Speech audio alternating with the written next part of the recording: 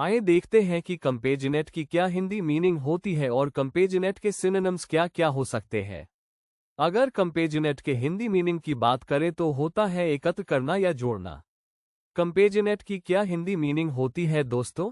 एकत्र करना या जोड़ना। अगर कंपेजिनेट के सिनोनिम्स की बात करें तो होते हैं बाइंड या जॉइन टुगेदर।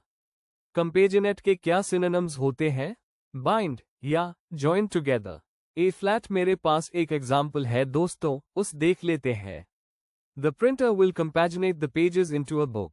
इसका हिंदी ट्रांसलेशन है प्रिंटर पन्नों को जोड़कर किताब बना देगा। तो देखिए, प्रिंटर मतलब प्रिंटर, कंपैजिनेट द पेजेस मतलब पन्नों को जोड़ना, और इनटू अ बुक मतलब किताब बना देगा।